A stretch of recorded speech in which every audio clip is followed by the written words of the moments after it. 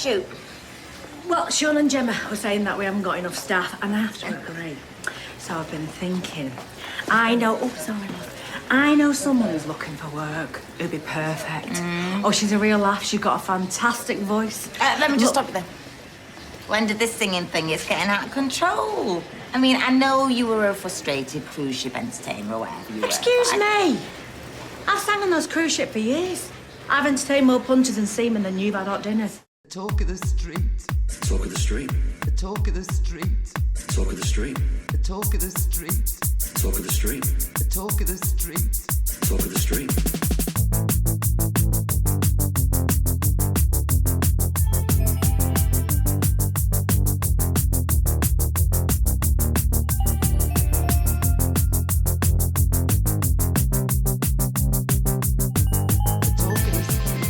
Welcome to episode 357 of The Talk of the Street, an unofficial Coronation Street catch-up podcast that flashback to 2018 when younger versions of ourselves were thinking about starting a Coronation Street catch-up podcast. And honestly, maybe they'll do an Emberley one instead. Just kidding. I'm Gavin. Just kidding. I have to work tomorrow. Oh no, Boo. On the weekend? On a weekend. I've been roped into working an estate sale. Ugh. Because of books. What a shower of pricks. Because this house is more or less just books. Yeah. Just books. And dead bugs. Intentional dead bugs. On microscopic slides. And microscopes. And a camera or two. This man was never married. Have we spoken about I think we have. Have we spoken about this man before? I think we have very briefly. I can't remember which podcast it was on. If it was this one like or it was last week. Possibly. Yeah. My boss was joking that she was going to get a t-shirt made up for me that just said "The Expert" or "I'm the Expert." Oh. Unfortunately, there wasn't enough time to get it made. A little passive-aggressive? I guess it could be taken that way. Yes, but it could also be taken as a compliment. Okay. And I guess you're choosing the latter. A nod to my expertise. All right. But also funny. And also your humbleness. Right, yes. Because I am known for my humility, if nothing else. I was born in this country. Of course I'm arrogant. Well, we're let's all not arrogant do here. anything to dispel any stereotypes. How are you otherwise? Yeah, I'm all right. Pretty warm. I'm very tired because we spent a good chunk of the evening in the basement last night. Oh, exceptionally tired. I went to my bed at my usual time. Yes. And fell asleep. Yes. And normally when I go to my bed, I watch a bit of a movie and I kind of fall asleep watching that movie. Yes. So I felt I'd been asleep for ages. Yeah. And then the dog started barking. Yes. And it was pitch dark and everyone's pretending to be asleep and not hearing the dog barking. So I got up and come downstairs to stop the dog from barking. Yes. When we got a tornado warning. Yeah, shortly after that, all of our phones started doing that sound that they made when lockdown started. Remember when lockdown started and we all got that code state, that noise, and then there was like the whole creepypasta about Mr. Siren Head. Remember all of that with the kids? Yes, I was flashing back to that as I was woken from sound sleep by my phone going off and then the sirens outside going off. And it was like, right, basement. Now, we've had a couple of these recently, but this one particular, we were only down in the basement for 25 minutes, but when the time had passed and it said, you know, this is going to be running for 25 minutes, at the end of the 25 minutes when I came back up, yeah, I don't think I've ever seen anything as terrifying as that, because it was like it was daylight outside. Because the lightning was constant. Yeah. And you could see the rain battering the windows and battering the street outside, but you couldn't hear it. I was like, why can't I hear the rain? It was because of the thunder. Yeah. It was just the most surreal, horrible, horrible moment. Yes. Yes. We were not actually hit by a tornado. The tornado was a little bit further up the road on Canal, which apparently is really terrible, and lots of downed power lines and stuff. But the only other time that I can think of where it was just a really surreal, horrific thing. Remember that time we had that really big storm and you and I were at the grocery store in the next town over that didn't get hit by the storm. And then as we drove into town, all of a sudden we were like seeing downed trees and downed power lines, and all the power was out. And we're like, what's happened here? And what had happened there was 2 storms had collided Yes. on top of our house. Yes. So it was a massive storm, and we were the last people to get our power back because our power thing in the back is like embedded in cement. So we had to get somebody to come and fix it. And he was very busy, as one could imagine, with lots of other electricity. So he lent me his mother's generator, which is why we will always use Mac Electric. Mac Electric for all your electric needs. Yes. I was in Seattle when all this was happening, so Yeah. didn't really care. Anyway, You were there for the storm, and then you fucked off to Seattle to hang out with Neil deGrasse Tyson. somebody's got to stay in a 5-star hotel while you don't have any power for a week. Right, yeah. Shall we preamble, my dear? Yes. Give us some of that twisty Corrie news.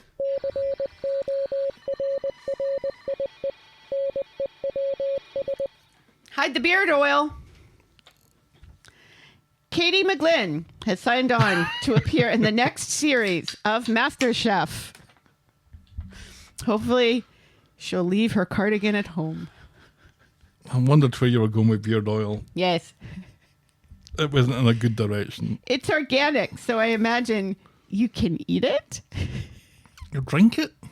or use it to cook onions and stuff. Like olive oil, only made of beards. Very good. One of those things that the show has forgotten. I was just thinking about that and Little Big Shots this week. Yeah. As 2 of the things the show has forgotten exist. I don't think I was listening to the second half of that. What's you doing? Celebrity what? MasterChef. Oh, very good. Yes. The TV BAFTAs were this past weekend, hosted by Alan Cumming. Ugh. Corey did not win Best Soap, but the cast looked gorgeous while losing. Who won Best Soap? Emmerdale. Oh, really? Yeah. Good for them. Good for them. Told you we should be doing a Emmerdale podcast. And finally, speaking of Emmerdale, we've had the Flashback episode. Now get ready for the crossover episode. Corey will be joining forces with Emmerdale for a one-off special episode in January 2026 in a desperate attempt to save the genre. And that's Corey News. Wow. No pressure. If one novelty episode is going to save the genre, then we might really be finding something else to podcast about. That's except for Scooby-Doo, which is in a class by itself.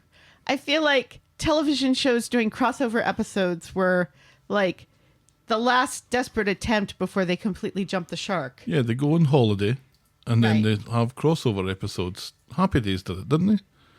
Yeah. Although Happy Days was a fairly successful show, and it's where we get the term "jump the shark," Yes, it is.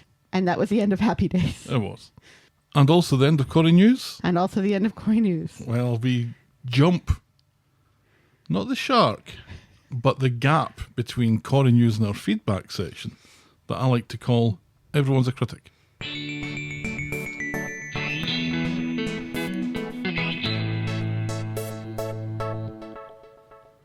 Stephen writes, I'm calling it now. Once Mick is gone, which can't happen soon enough, Carl will be the next big bad because the show can't go without a villain.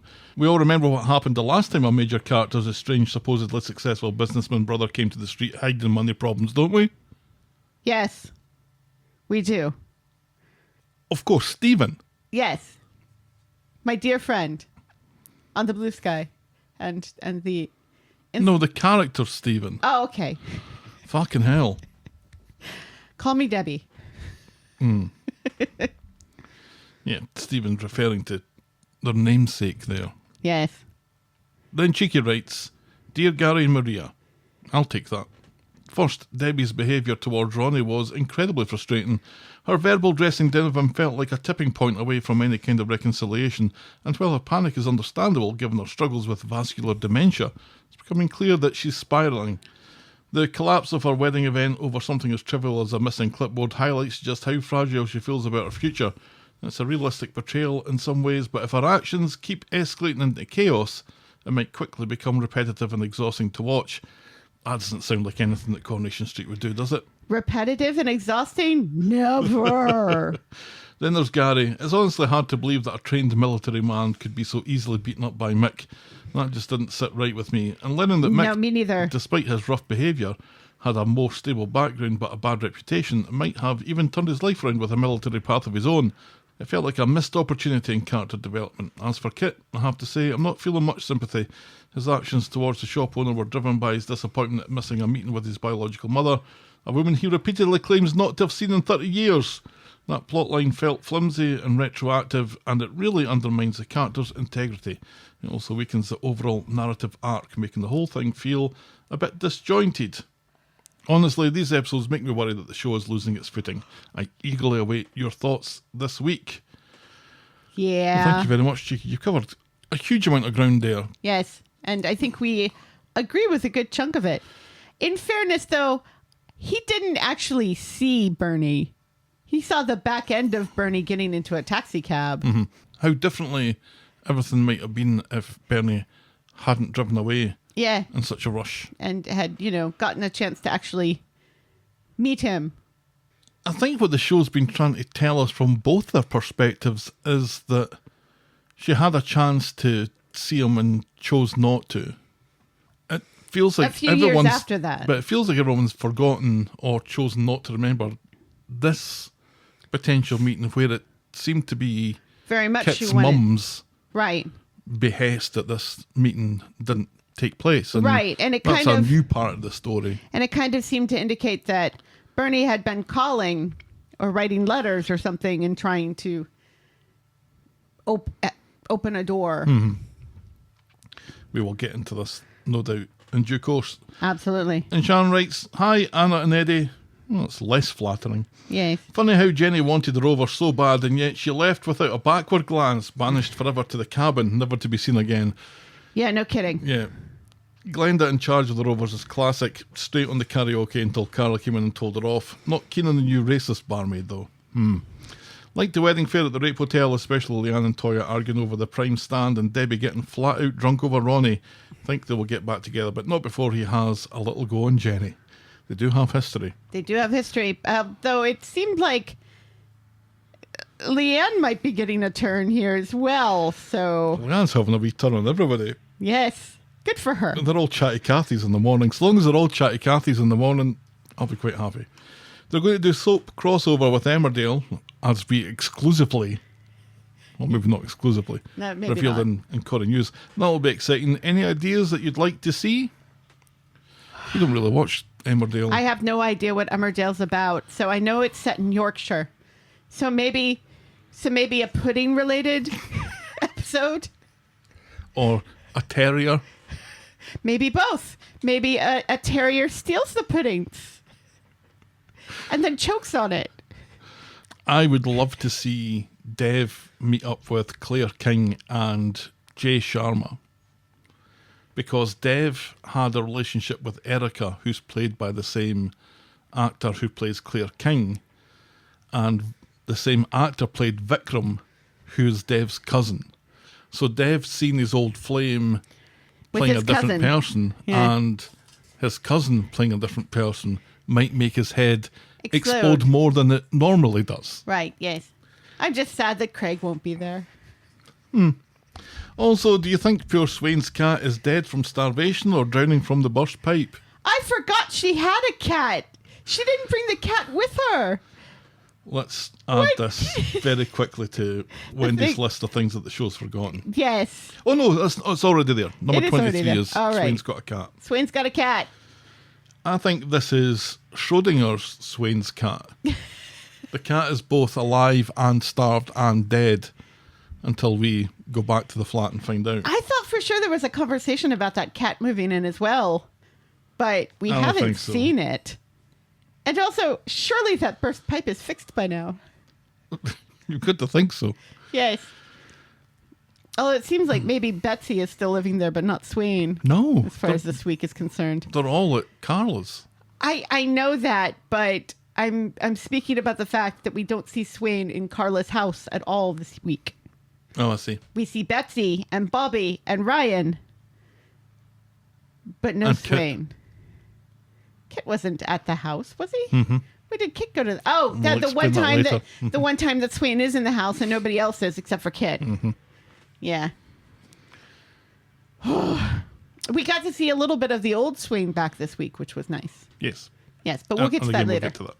Lots of love and chocolate from Sharon British, not you know what. Yes, we do. Thank you very much.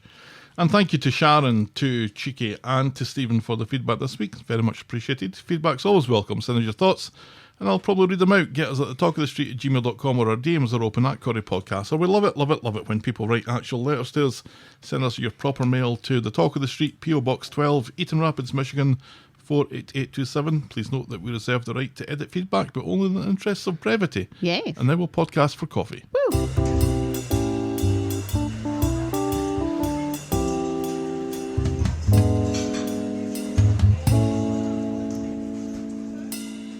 Thanks to Wes for our coffees this week. Thank you, Wes. Wes writes, thanks for the podcast. Usually listen when out walking the Derbyshire countryside at the weekends. Aw. You both make me laugh. I particularly enjoy Gav's often unnoticed and sparingly used Alan Partridge references. Hope you both feel better. Thank you very much. Aha!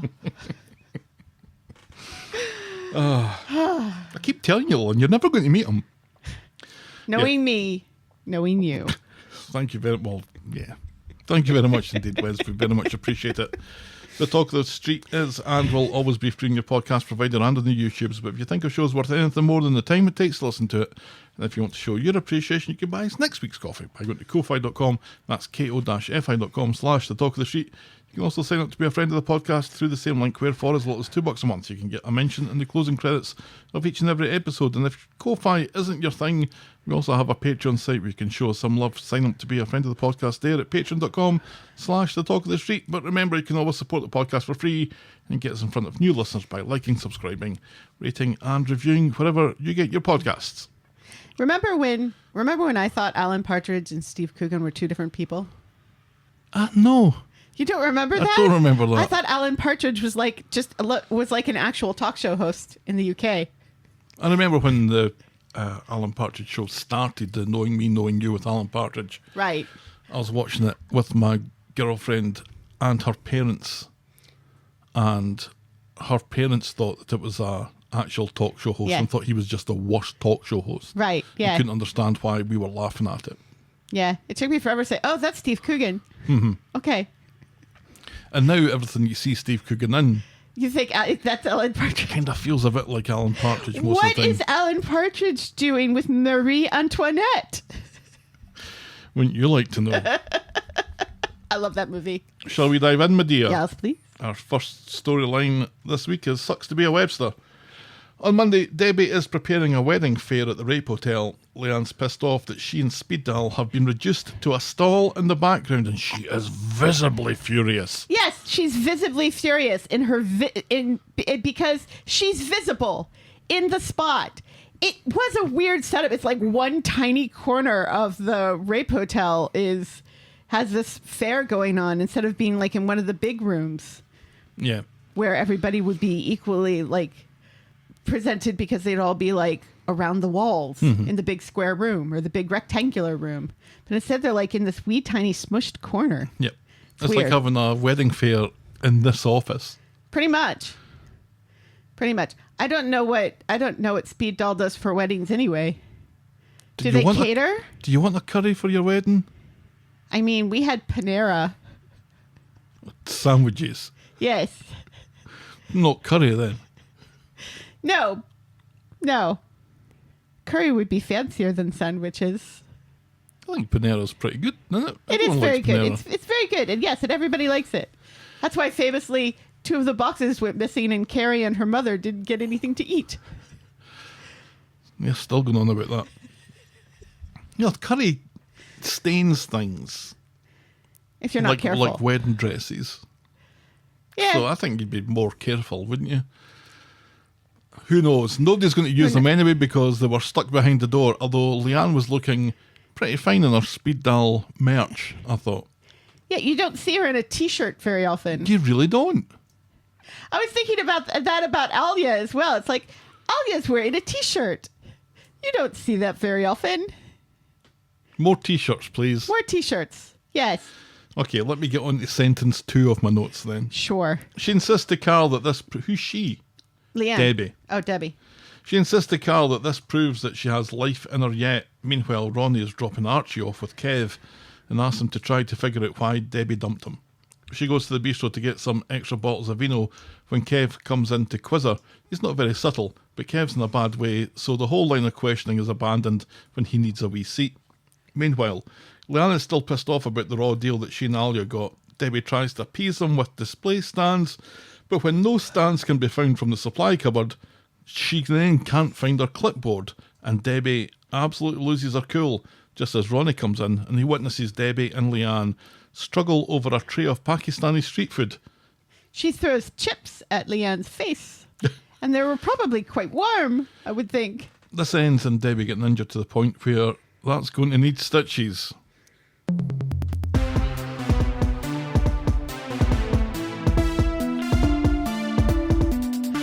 It looked like sauce. I honestly thought it was that she just spilled some curry on herself. Mm-hmm. It looked like sauce.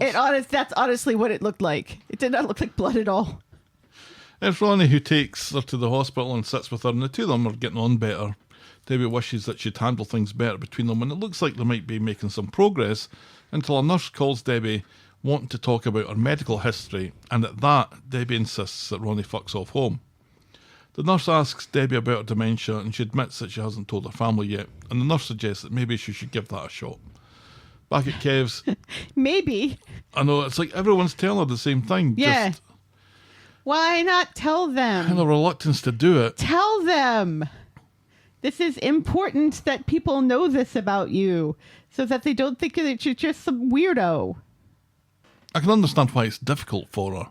She thinks that if she admits to Ronnie what she's going through, Ronnie will be staying with her from a sense of obligation.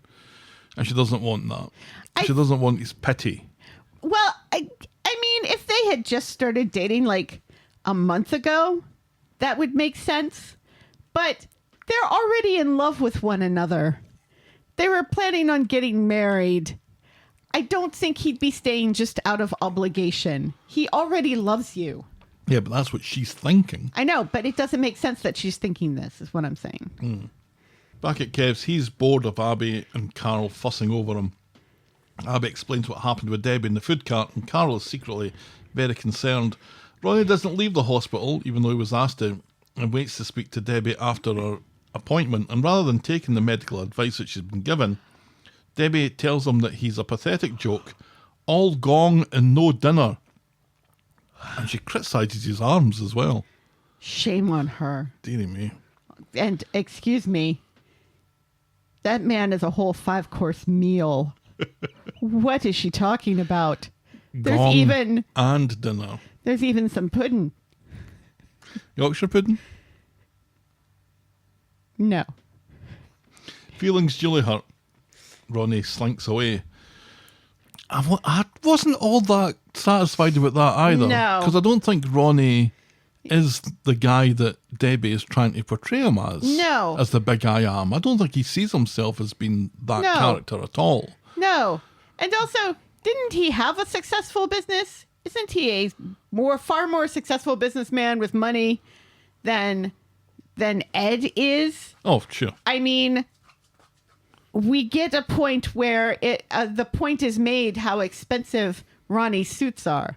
So there's nothing pathetic about that man. No. Physically or financially. So Ronnie, to me, in that moment, realizes what she's doing. And that she's trying to say something that is going to push him away. And I don't know. Does that call for a cuddle? Is that what that moment calls for? No, you just kind of let her be for a while until she can figure out how to say what she needs to say. Yeah. But anyway, he slinks off. Back home, everyone thinks Debbie is a fucking idiot for letting something as good as Ronnie go. Including me. Meanwhile, Leanna's in the bistro in a bad mood, and her misery is shared with an equally miserable Ronnie. And we can all see where this is looking like it's going to go. Move over, Ryan. After some time to think about it, Debbie goes off to find Ronnie and apologise for all the horrible things that she said to him. But when she finds him, he's already getting very cosy in a booth with Leanne, showing off his arms. Have you seen these arms, Leanne? Have you seen them? I've seen them. Leanne's just quite impressed. And those two almost had a moment when Leanne threw herself at him a few weeks ago. Yes. And that cut nothing for Ronnie, but this time... Yeah, this time he's a free agent, so... Nothing happened. No. They just hung out and drank and bitched about their lives. Right, compared notes and stuff. Right, yeah. On Wednesday at Kev's, Debbie is wearing sleeves of the week. Yes, which appear to have dead birds attached to the ends of them. Do they have to be dead? Yes. Because if they're not dead, they try and fly away. Right. And if anything, they're now naked, so they're going to die of embarrassment. This is partly to cover her hand wound. Yes. Kev's exhausted and has chemo today, and he sends Abby and Debbie out to have a break from it all. So the two of them head to the bistro for a couple of mineral waters. Abby thinks Debbie is a bit on the quiet side at the moment and asks if anything's wrong. When Ronnie comes in, he comes over to say hello and check to see how Debbie is, and she pretends that she's fine and then decides, fuck it, I'm getting wired into the bodies instead. And it's not long before Debbie is fucked and tries to instigate a truce between Abby and Toya, which was hilarious. She accuses Toya of dressing like the Amish. Not quite, Debbie. Poor Toya. A hippie, maybe, but not the Amish. Drunk Debbie is much better than drunk anyone else in the show. It's true. She nips off for a shite while Abby wonders what the fuck she did to deserve this, and so she calls Carol for reinforcements. Later, Debbie breaks down at the unfairness of it all, with Abby reckoning that she's talking about Kev's cancer. Debbie doesn't correct her and decides to get absolutely blootered so she can forget. And the irony of this makes her laugh. She tells Abby that she's had some bad news, but Carol arrives before she can spell out any further, and Debbie suddenly needs another shite. Later, they take her home, and she's total rubber as she does some Bananarama moves, and then collapses on the sofa, falls asleep, and starts snoring. Carol reveals how worried he is about her, and this softer side of him gets Abby's juices flowing. She didn't know he had it in him, but before it can develop any further, they hear Kev thumping down the stairs, and the moment passes. In Dev's, Carol runs into Ronnie and tries to read him the riot act for sitting in the booth with Leanne yesterday, which Debbie saw. Ronnie is surprised and tells Carol that he's the one who's heartbroken here. And that's as far as we get with that storyline this week. And there's a very touching scene, like, in the beginning when I think Ronnie is picking Alfie up to watch him because Kev has chemo or whatever. And Kev refers to Ronnie as Uncle Ronnie. And Ronnie's like, oh, so I still get the familial privileges. Mm-hmm. And Kev's like, absolutely. You're still family to me. And that was really nice. It was especially nice from Kev. Right. It was one of those few moments where Kev is actually a decent dude. And let's not forget, a month ago, Kev was accusing Ronnie of trying to stoop Abby. So this is... Right. Let's call this progress. Kinder, gentler, more filled with chemotherapy, Kev. Yeah, all that platinum seems to be doing them the world of good. I like this on Wednesday in particular. I don't like how Debbie isn't being straight with Ronnie, but this is what generates drama. But Debbie and Abby going out for just mineral water, and then Debbie getting as drunk as she got. Well, they were supposed to get food too, because Toya's like, I'll put your orders in to the chef. But we never see them eating. No. Eating's cheating. That's true.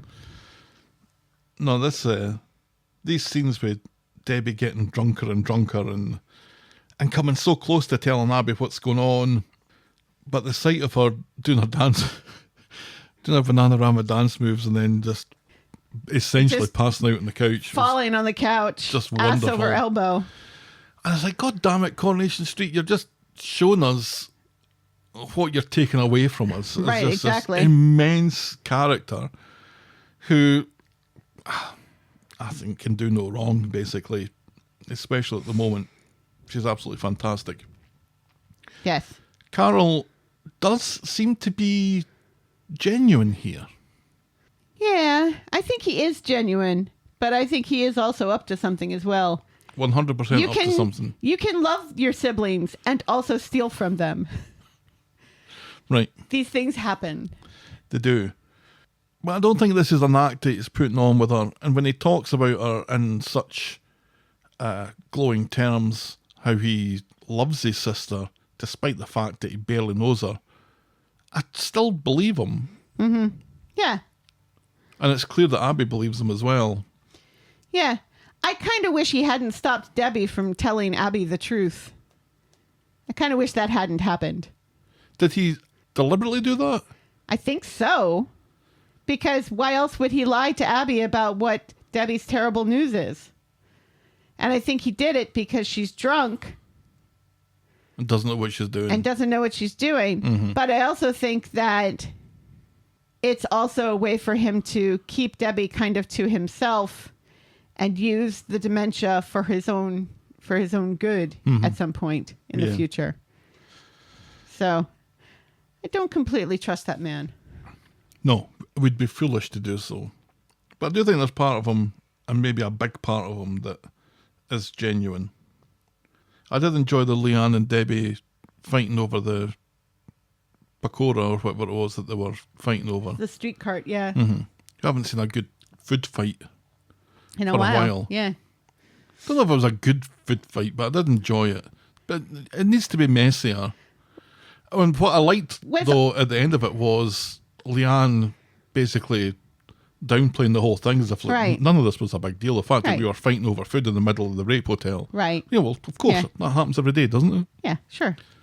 In this weird corner that they've shoved the wedding fair in, where it's only people who have businesses on the street. Mm-hmm. So where are people supposed to... Where are the people selling wedding dresses? Yep, it was 100% vendors, but no wedding dresses. No wedding dresses, no like travel consultants for honeymoons. No cake people. No cake people. Why don't we have a bakery? I mean, besides Roy's Rolls, which isn't really a bakery. They just have Eccles cakes. Well, we're longing then for one Cedric Diggory. No. What? No, because that's he's Harry dead. Potter. He's dead. Was Robert Pattinson on Coronation Street at some point? Yeah, and he was naked throughout. Diggory Compton, that's who I'm thinking of. He was the local baker who was a bit of a failure. That's a wee shame. All right, let's move on then to our next storyline, Mick the Prick. On Monday at the salon, Gary and Maria are chatting about Mick. Maria is still not impressed and thinks that he's a Mark Lamar wannabe still. When Lou turns up for work, Maria tells her everything that needs to be done for the wedding fair in another storyline. When did Lou get rehired? Audrey decided that she was going to give her a second chance and cast it up to Maria that she's been given more than one second chance in her time, milady. Right, yeah, but Maria never spilled hair dye on someone. No. Maybe tried to shag some things that she shouldn't have been shagging. Right, yeah. That's okay. So...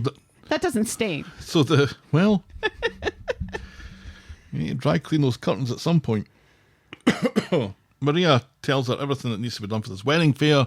In another storyline, Lou isn't listening though, leaves it with Maria, and says that she'll do Tracy's hair and then follow on later. But Lou has already stolen some bottles of Plonk from Maria's boxes. A bottle of Plonk. And has no intention of going to the wedding fair. No. At the builder's yard, Liam has an exam today, but he takes time to pull a hilarious prank on Mick. It's the old salt in the tea joke. Liam and the lads think this is an hilarious stunt. Yes. Mick, though, is fucking furious. Yeah, and he shouldn't be. He's a hypocrite. This is people like Mick, though. Yeah. They can dish it out, but they can't take it. Absolutely. Liam checks if it's still just bants, right? Yeah, it's just bants. Mick agrees, but he's snarling as he does so. Meanwhile, Lou and Tracy have gone to the pub to bitch about Maria. Kit comes in, and there's a slightly awkward moment as Lou insists that they go way back. Mm-hmm. She's as bad as Mick here. Back at the builder's yard, Mick gets his revenge by locking Liam into a dark cupboard. I think they call it a shed, but it looked like a cupboard to me. And then fucking off, leaving him there. He goes to Nina's Rolls to get Kit to pay for his lunch. Then Gary comes in and sends him to the builder's merchant, with Gary looking to go back to the yard. But he immediately gets called away for something else, while Liam, like a wee fanny, is still trapped in the shed shouting for help. I like this particularly because Mick is saying, well, I'm on my break here. And Gary's like, I don't fucking care, get your arse to the builder's merchant. You're not gonna die of starvation. Right, yeah. It's exactly the way you need to treat these people. Right, yeah. And Gary's the boss. Yeah, see, Mick thinks that he's the boss already. Yeah. He's not the boss. He's never going to be the boss. But I'm also really confused because did Mick lose his job with the van? Wasn't he like a mover or something? Because he had that van? He was an electrician. Right. So why does he have to work for somebody else? I think this is more regular work, maybe. But he was the electrician that the rape hotel called on. Right. Yeah. And also, Gary's just starting up again. How regular can that work be? Unless he has a list of clients from the good old days, back when he nearly killed David. Oh, this business has already started with the first floor built, basically. The builder's yard's full of material. Right, There's yeah. staff, somehow. But where are the clients coming from? All they do is move things about. We're going to move all this plaster from this corner over to this corner. And then later on, we'll move it all back again. Unless part of the deal was Ed's client list as well as the builder's yard. That's the only thing I can think of. I think Ed's client list are mostly bookmakers, aren't they? Hours later, Mick finally lets Liam out. English exam missed. Mick gives him some chips to shut him up and says they're all square now. In the salon later, Liam lies and says that his exam went well. He looks very unhappy, so Maria tells him that he doesn't have to go to the builder's yard if he doesn't want to. And Liam says it's fine, and Mick is trying to make him better. What? It's kind of worrying, wasn't it? Yeah. So on Wednesday, at the builder's yard, Liam hasn't grassed Mick up. He plays down the incident and sends Liam off to get bacon rolls for everyone. When Gary gets back from the builder's merchants, everyone's going to the builder's merchants. There's still no sign of Liam. Mick downplays it, but Gary is super worried. Right, yes, because of Liam's past here. Yes, and gets Maria on the case. And the two of them find Liam in Nina's Rolls, and after questioning, he admits to Mick's bullying the other day, locking him in the shed and him missing his exam. Gary's fucking furious and Yes. storms back to the builder's yard, where conveniently Mick is in the shed. So Gary locks him in for about 10 seconds Right, yeah, not very long at all. and then lets him out and fires him on the spot. Mick tells him that he's going to regret this. Gary thinks he's all mouth and no trousers. Right, which is how that saying is supposed to go, Debbie. He reports this over the phone to Maria, who gives Lou a piece of her mind when she comes into work. Lou puts it down to Bants, but Maria isn't buying it and tells her to keep her nose clean before she gets fired like her stinking husband just got. And Lou seems to be a little bit concerned about hearing this. Later, Mick comes back looking for a fight and gets one and Yes. punches Gary to the ground.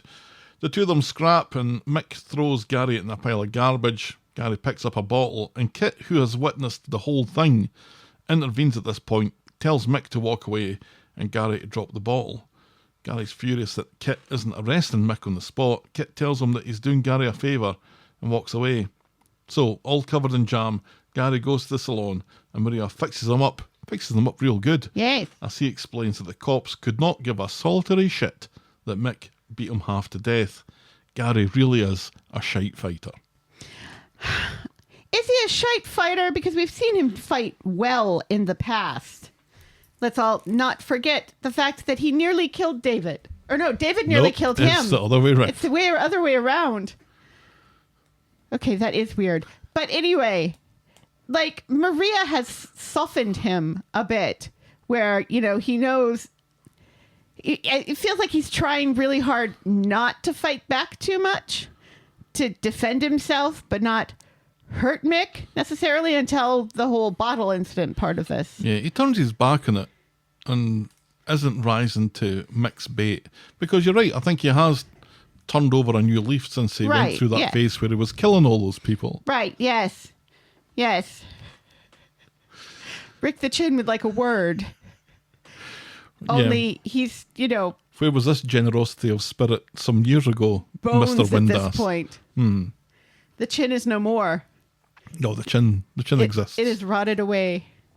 It's very prominent. Does the chin abide? Is it part of the skull? Yeah, it abides. It abides. The chin abides. Last week's A Word of the Week was a bore, and this week's A Word of the Week is abides. A Word of the Week. Do I need a button for this?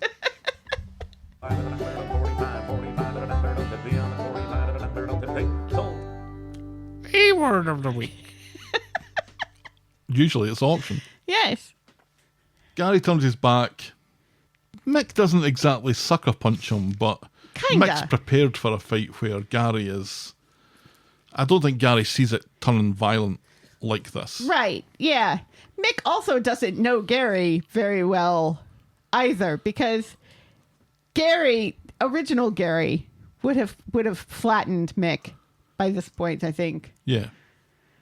Soldier Gary. Soldier Gary. Gary that's got PTSD Yeah. and keeps on going on about Quinny Gary. That Yeah. Gary would have Would have, put up a better fight. yes. I don't know if he was necessarily one. Mick does look like he can handle himself. Judging by how much he beat Sean up. It was Sean. Yeah, I guess. Have you ever seen Sean fight? But I'm going to plead the fifth on that one. Right, yes. He's no Billy when it comes to fighting. Billy would have kicked Mick's ass.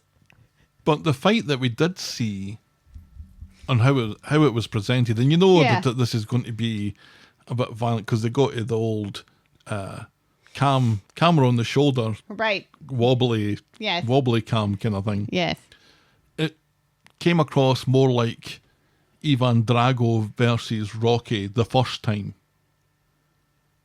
where nothing that Rocky was doing is getting through, and Drago is... Right.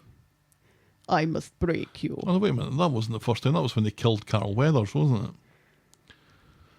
Yeah. Poor Carl Weathers. I'm getting confused in my own metaphor R.I.P. here. R.I.P. Carl Weathers. Gary takes a bit of a kicking here. Right, yeah. Which was weird. It's weird that Gary lets Mick win, kinda, in the beginning there, to the point where he grabs the bottle. Mm-hmm. And that's when Kit stops the whole thing. Wisely, Yes. as it turned out. Yeah. Well, wisely, but also not wisely, because he doesn't take Mick downtown. No, but it's best that Gary doesn't escalate this with a bottle or yeah. a broken bottle. Right, yes. Meanwhile, Sarah's taking selfies in the Rovers. Ugh, and Why? ends up chatting. I know, why would you take a selfie in the Rovers?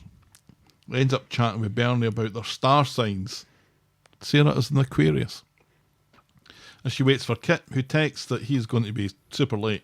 And he's going to be super late because he's taking Gary in for questioning on a charge of false imprisonment because he locked Mick in a shed for 10 seconds. Why does Gary not turn this around and say, all right, well, I would like to press charges because he locked Liam in that same closet for hours. And Liam is technically still a child. So it's child endangerment and false imprisonment. Liam was in the closet. Yes, Liam was in the closet, and now he's out. At the station, Kit isn't recording anything, and he says he's doing Gary a favour here and warns him to stay away from Mick. When Gary protests, Kit suggests that they get it on the record after all, and Gary backs down, because Kit has been through Gary's record here and knows who he's dealing with. Back at the salon, Gary decides to speak to Tinker to get the inside track of what's going on with Kit and Mick, because Tinker is definitely going to spill the tea if he knows any. You know what? You know what's not on Gary's record? Murder. Killing Rick the Chin and Rana. Sabotaging the factory is not on his record. No, but Kit does say to him later on about killing somebody. So I think that the suspicion is that he did. I think everyone knows that he did Rick the Chin in, but no one's. I can't remember how that. I mean, The obviously, current state of that. he is not in jail for murdering Rick the Chin. But everyone knows it but can't prove it. I suppose. By the time Kit gets to the pub, Sarah's long gone. He heads to the bistro where he runs into Mick, and Kit is in no mood for any pleasantries, sick of wasting time clearing up Mick's mess. Says they're even now. Not even close, says Mick. Yeah, Mick is really pushing his luck here. Seriously. On his way home, Gary sees that the builder's yard has been turned over, and Mick appears out of nowhere to offer his sympathies. If only he hadn't been fired, he would have been there to stop whatever happened. Yeah, he didn't give his key back. Meanwhile, Kit has gone home and getting drunk while listening to bad music and looking at old photos of, presumably, him and Mick as kids.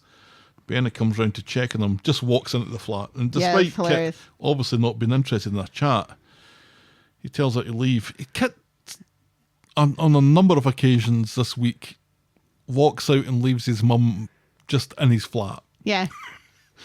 And it's during one of these moments that she spots the photos. They're photos from a little like a photo phone booth. Yeah. She spots them ripped up on the table. And that is as far as we get with that for the moment. For the moment. I kind of enjoyed this, I've got to say. I did. I enjoyed it. I was getting quite intrigued by it all. It was working for me. Parts of it was working for me. Granted, at this point, we still don't know what Mick has over Kit. You know, we don't know how absolutely ridiculous and nonsensical it is yet. Spoiler. We'll find out soon enough how much the thing he has over him very much resembles a middle schooler killing a woman with a school project. But anyway. Tell us how you really feel. Oh, my God. It feels like a very weird coincidence that Mick and Lou would move into this neighborhood where Kit is a cop and his birth mother lives. It feels like far too big of a coincidence for that to all happen and for them to be surprised when they bump into one another. It's also weird that it took so long for Kit to bump into Mick and for Mick to start capitalizing on their relationship when Mick and Lou have been on the street for like at least a month beforehand. And also, Mick has gone to the cop shop to report the whole sugar thing already. Because Chesney was questioned. Remember when Chesney was part of the storyline? It was the most boring storyline ever, remember? Remember that? Remember when Chesney was part of this? Now he's just kind of a footnote. And that's the other thing that's kind of ridiculous about this storyline is that the more people are kind of aware that Kit is protecting Mick for some reason, that none of the other people on the street have pointed out to Kit how they've been threatened and hurt by this guy. That he's protecting somebody who's threatened his sister and threatened his nieces and nephews. And kicked fuck out of Sean. Right, yeah. I don't know if Kit necessarily cares about Sean's well-being as much as he is Gemma's and the Quads and Joseph. But there is a building body of characters who are fully aware of Mick and his violent tendencies. Sean, for one. Yes. Gemma and Chesney yes. for another. And then Theo. Yeah. And his sleeveless arms. Right, which we don't get to see this week. Which He's is a aware travesty. of it as well. Yeah. And now Gary and Maria. So there's this right. body of people that if they all talk to each other and compare notes. Right. And know that Kit is almost a common denominator in some of these stories, then it becomes more obvious. And Swain, she should be able to be starting to sniff this out as well, since that whole thing with Mick when he was questioned thing came about and stuff. And she said to him, he's a bad guy. He's a bad piece of work who's done bad things to people.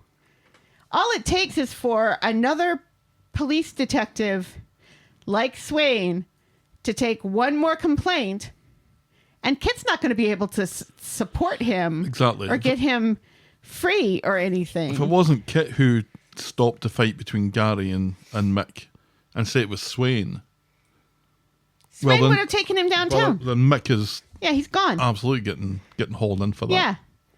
So it's only a matter of time. In fact, they're both probably getting hauled in for it. Right. Mick for starting it and Gary for grabbing the ball. Right.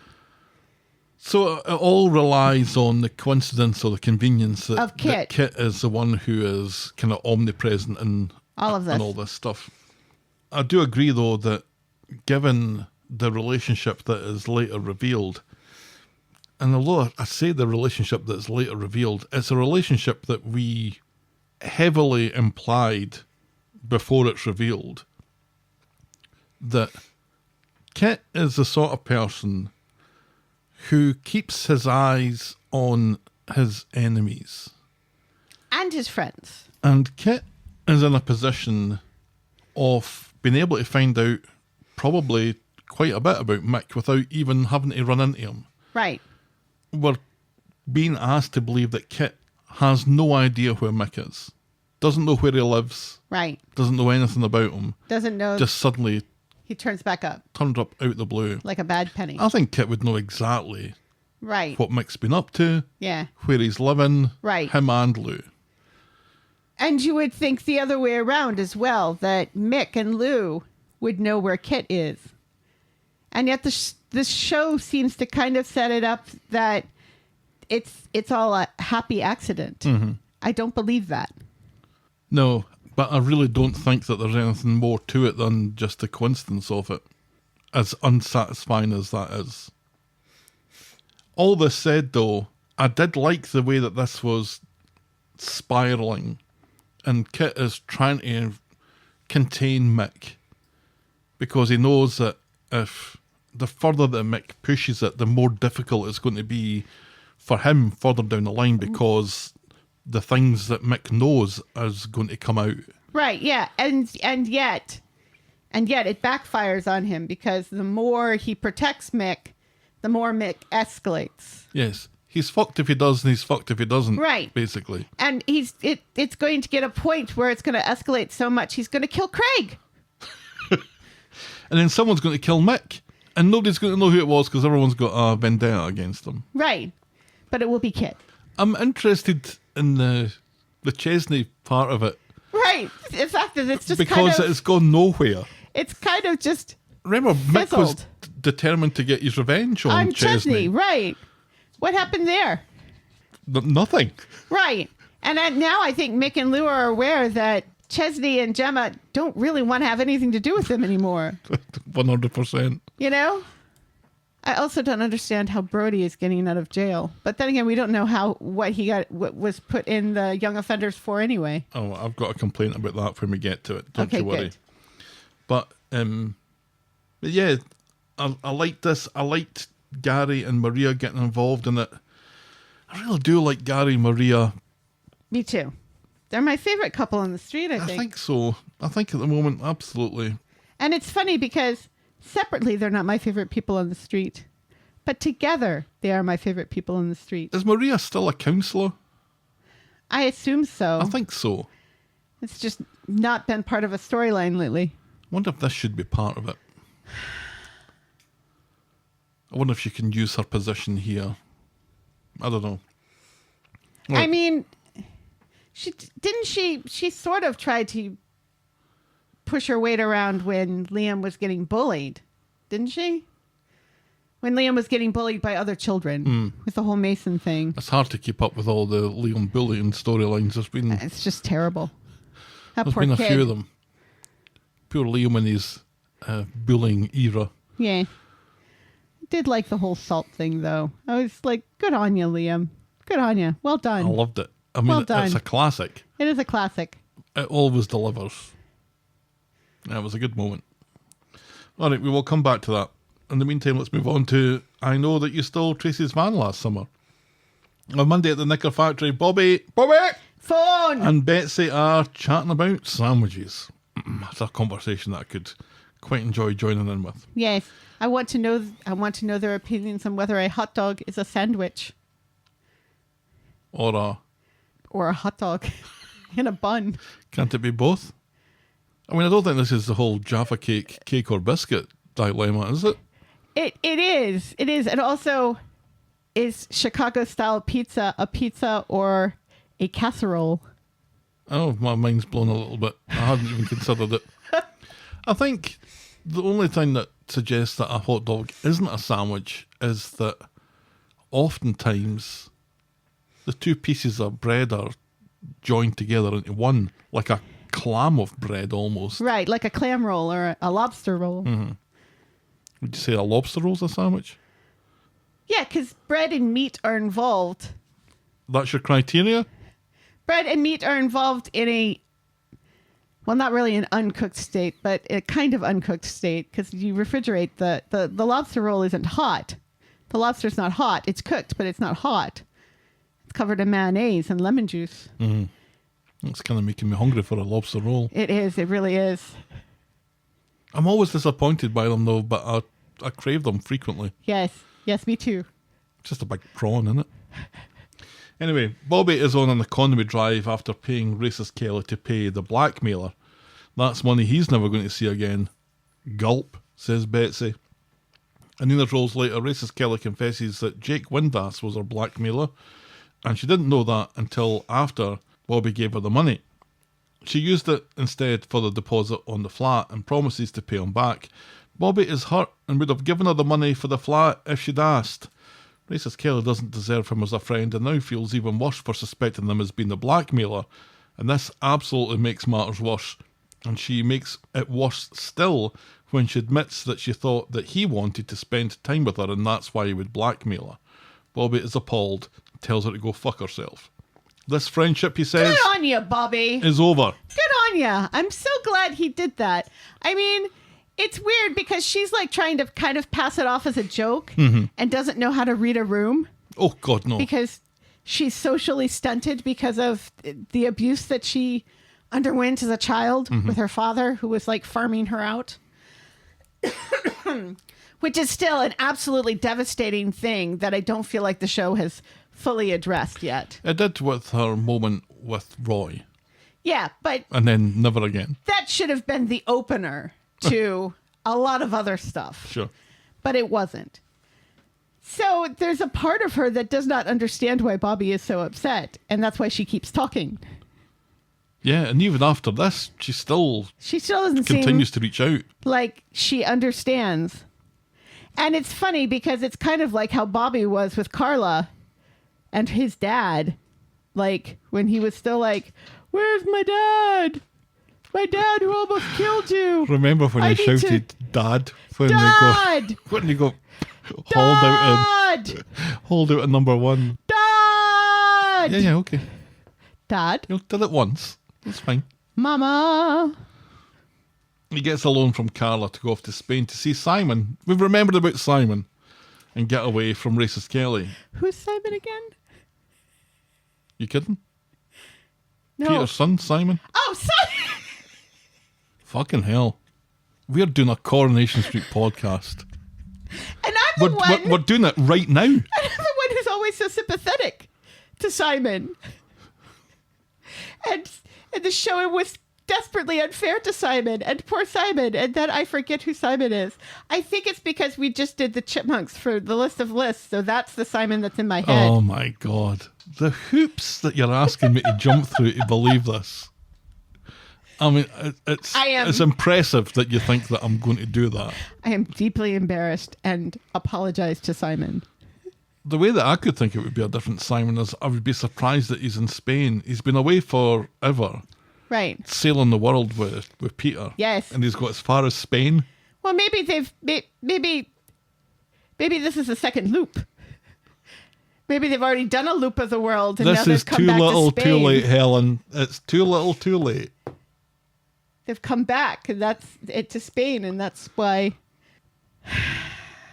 Bobby can go and see him in Spain. It's weird that they're not docking somewhere in the United Kingdom where they have family, but then they'd have to pay for those two actors to come back. So, And that ain't going to happen. ain't gonna happen. In the Rovers, Bobby, Betsy, Carla and Ryan are talking about Bobby's hollybobs when racist Kelly comes in and she's furious that Bobby's been ignoring her texts. We're not friends anymore. He tells her to go fuck herself again. He's off to Spain, and when he gets back, he doesn't want to know her. Dum dum dum. On Wednesday, Roy is clearing chewing gum from the underside of the tables in Nina's rolls. Yes. That's racist Kelly that's done all that. And you see her take her gum out of her mouth and put it in a little bit of paper and then put it in her pocket and say, I've definitely never done that. She's in with Frankie and chats to Addie about him getting out of hospital at last, but she's missing her Bobby. But not like that. She tries to tell a joke, and it falls so flat. She's there with Frankie. Addie comes in. Yes. Addie says, "Oh, is that Frankie?" And she racist says, girl says, "No, "No." I stole a different baby." And Addie's like, "Oh, really?" And she goes, "No, you're No. plank, I'm joking." Yeah. Well, jokes are typically funny, aren't they? Yeah. That wasn't funny. That wasn't really all that funny, no. Oof. But then you go and you see Frankie's face and you're like, no, that does look like a different baby. See, that's funny. That's the direction that should have Where went. on earth did that child get red hair from? Why is that child ginger? Gary. Jesse? Addie claims that he's running the corner shop empire on his own, so racist Kelly pokes him for a job, but he has to clear it with Dev first and says that they're fully staffed. This is are Addie they? acting the big I am and then gets absolutely caught Are out. they though? Because he's the only one working there. Yeah. Because Evelyn's gone, Dev is gone, Asha's ambulancing now. That's the verb. That's the verb. Bessie comes in with a problem with racist Kelly and the way that she screwed over Bobby.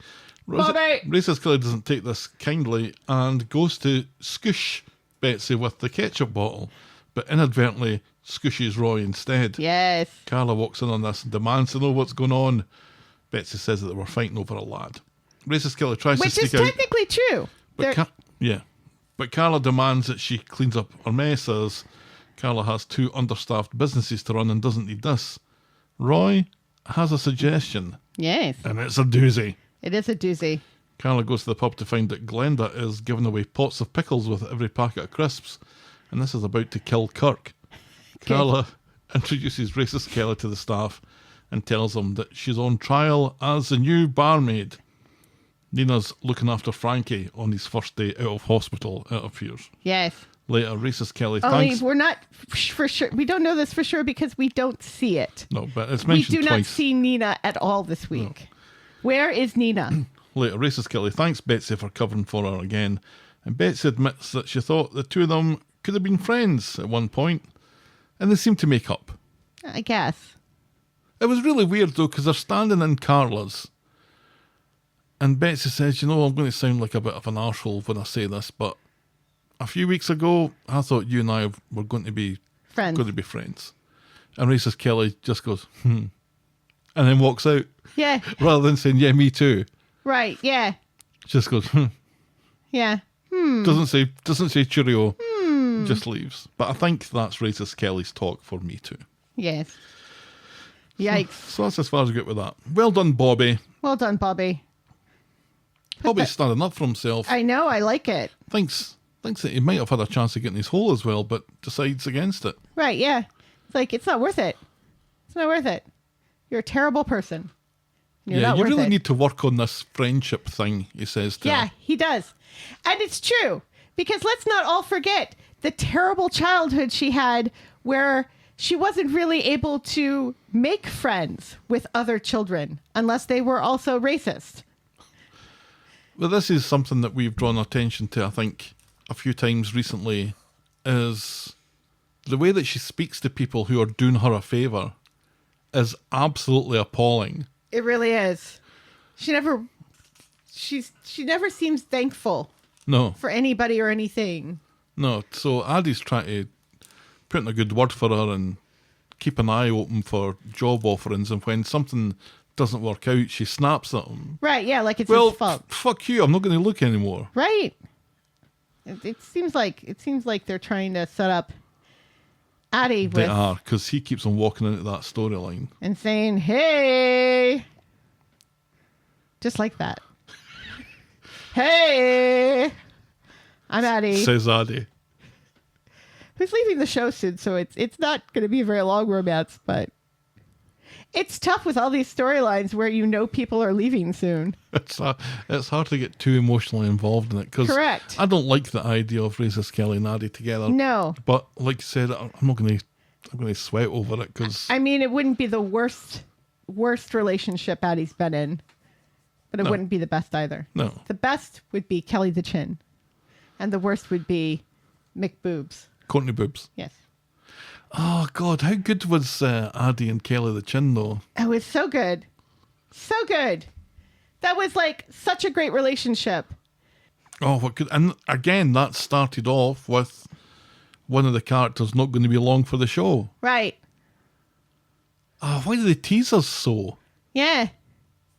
Why does Addie only get bad long-term relationships? The new barmaid, though, is this the chance to redeem racist Kelly, do you think? Because you put her behind the bar in the Rovers and suddenly she's on every storyline. I don't understand why Roy didn't just hire her back. That's a good point. She knows the ropes. She knows the ropes. We never see Nina anymore or Alex. So I don't even know if they're working there anymore because we never see them. She did steal from him, but that was a while ago. Right, but she's also told him that she sees him as a father figure. Mm-hmm. So you'd think, and I mean, he is the one who convinced Carla to give her a chance. But I think you're right, because if they just wanted to stick her somewhere where we don't necessarily have to see her all the time, she would have given her a job at the factory. Working with Kirk. Right, yeah. And Izzy and all the other people that we don't see on a regular basis. Like Sally. What happened to Sally? We haven't seen Sally in ages. I haven't had much going on in the factory in a while. No. And Fizz. Where's Fizz? We see Tyrone and we see Tim. We don't see Sally or Fizz. Fucking Doran's been on the street for about a month and we haven't seen him. In ages. We want to hear his non sequiturs. Yes, please. Get him and Mick together. See how that works. I think Doran would tear him to pieces with his lellos. Yeah, I don't know. It feels like that is an attempt to. I'm going to say it's an attempt to make her more palatable, but I'm not sure that the show recognises that she's not. Yeah, no kidding. The show is terrible about that sort of thing. Okay, let's move on then to Fuck You, Coronation Street. Oh, look at Up that. Look the at ass. that. Look at that.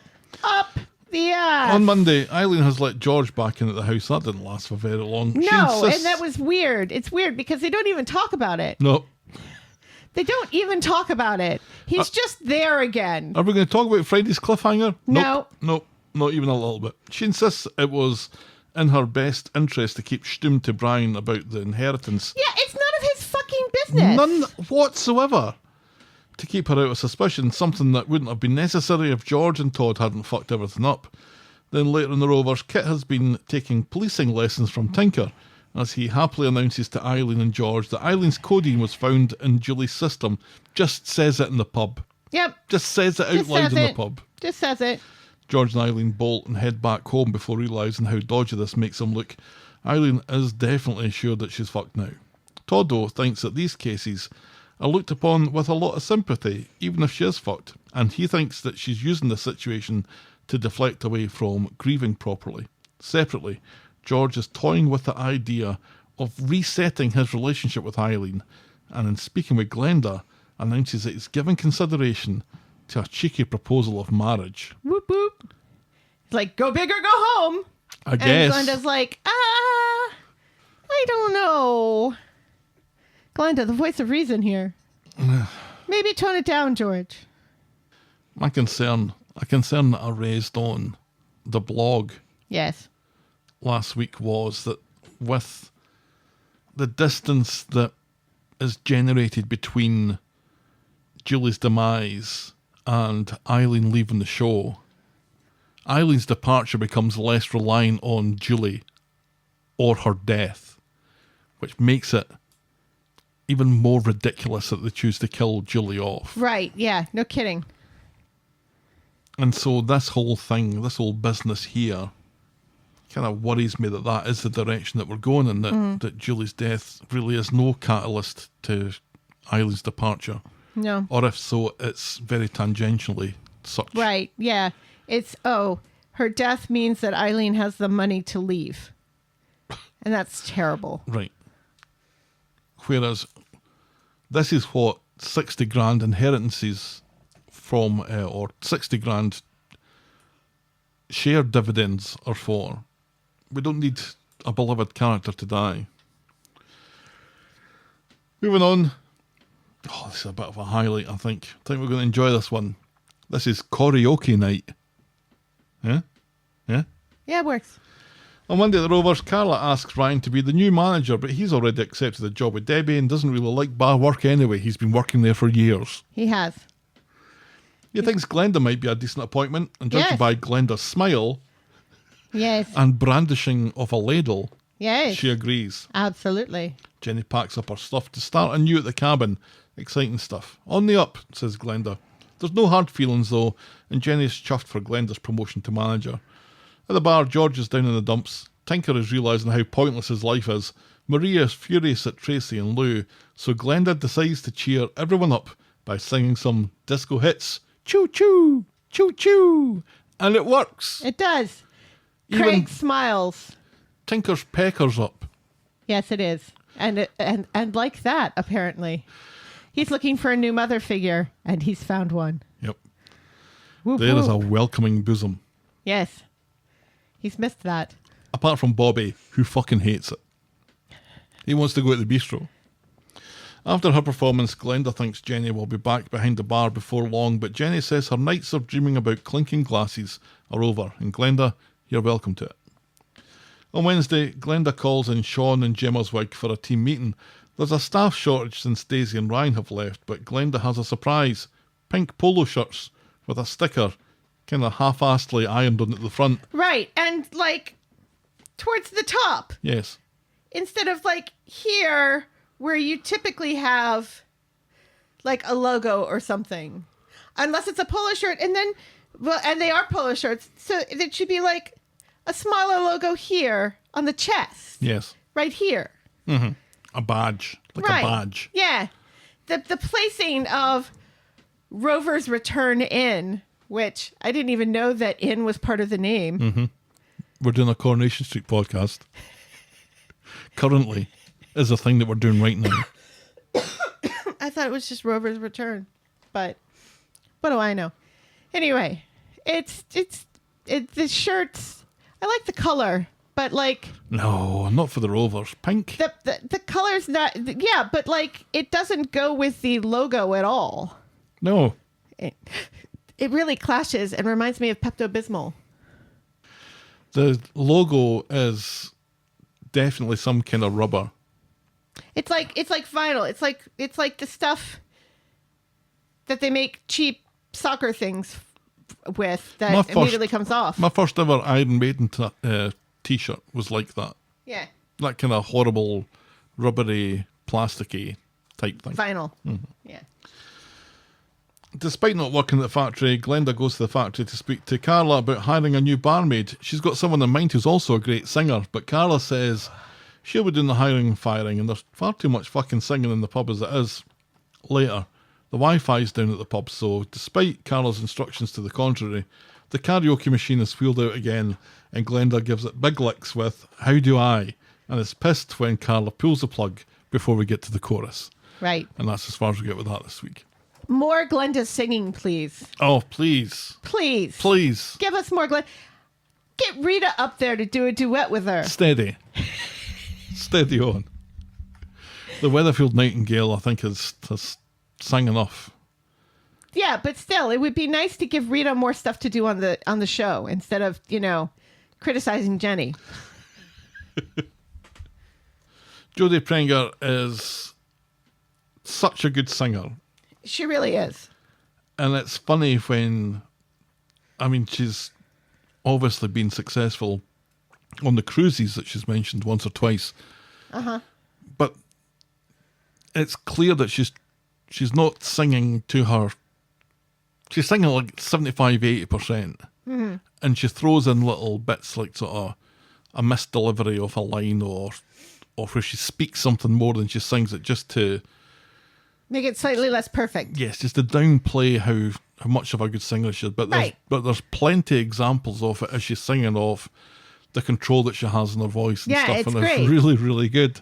And the fact that she's so into it, and this tiny little backstreet boozer, Right. she's so into it, and everyone is more or less either ambivalent about it or annoyed by it. Yeah. Especially Carla just makes it even more perfect. Right. I put together a little medley of Glenda singing show tunes when she was trying to be the singer at Daisy's wedding. 5 or 6 little clips of her just singing different songs, and it was perfect. So this felt like an extension to that, and I thought I was laughing out loud. Yeah. I It was was laughing great. out loud. I enjoyed it. And again, most of this, or moments of it, anyway, happened, during Monday, Wednesday that I was enjoying quite a bit anyway. So getting this comedy added into it, and plus getting to hear Glenda sing, which we all love, it would just make, you know what, this is turning into this is maybe a kind of decent week here. Yeah, it's too bad. It's too bad that, Carla keeps trying to put the kibosh on it because... Well, that's where the comedy comes from. Is it? Yeah, I think so. Do you find that funny? Yeah, I don't find it funny. It's not funny. I think it's funny. It's mean. Carla's mean. It made me laugh. All right, well, Does she try to do it behind Carla's back, and she's looking that's for not really behind for her. excuses? Well, it is, because she gets racist Kelly to bring the karaoke machine out because no one's told her not to. Right. It's funny that she doesn't even try to fix the Wi-Fi. All she had to do was switch off and switch it back on again. Right, yeah. It's so good. Or make a call to her cable provider. Anyway, Oh, loved it. Okay, on to our final storyline tonight. Back to the Future. This is Flashback. What a feeling. I cannot believe you didn't go with Back to the Future. No, because we don't go to the future. We go back to the present. Right, which is the future for the kids in the 2000... Is it 2009 that they're kids? 2007. 2007. They're flashing back to 2007. Do you feel old? Constantly. On Friday.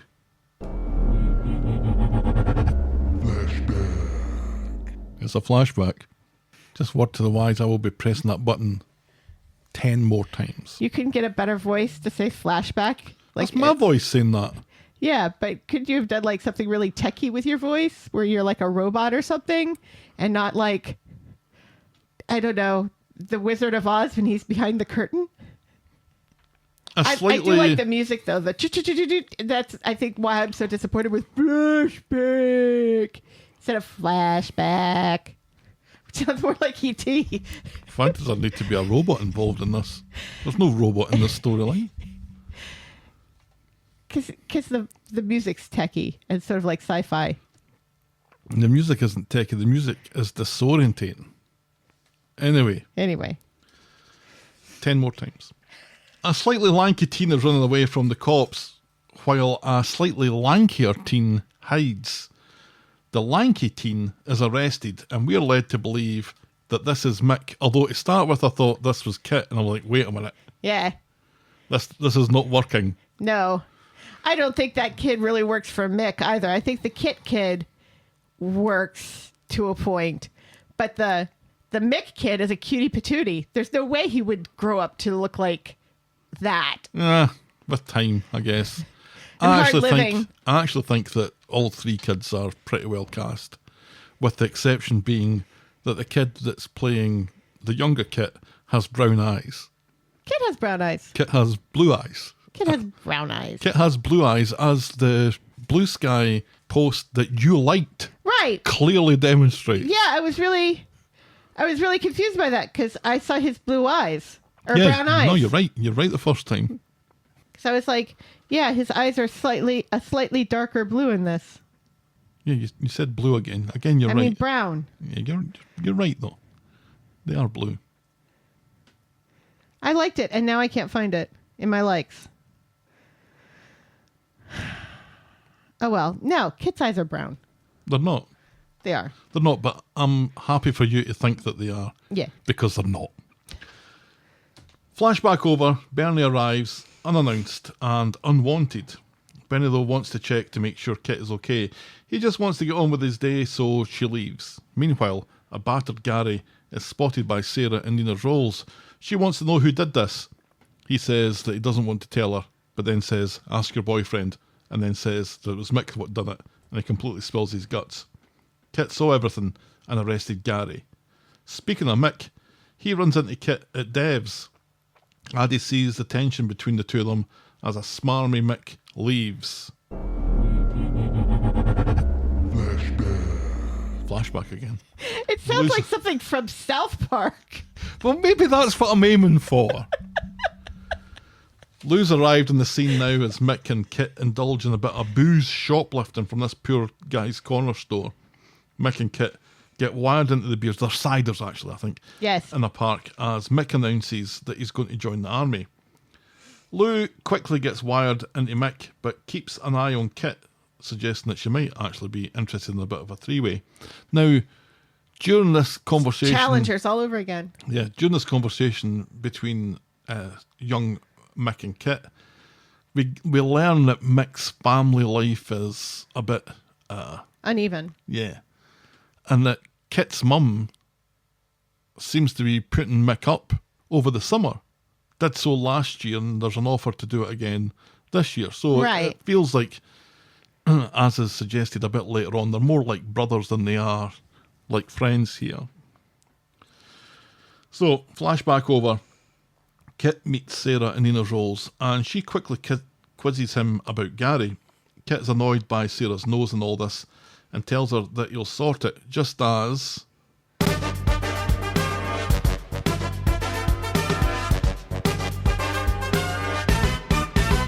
Swain and Tinker come in.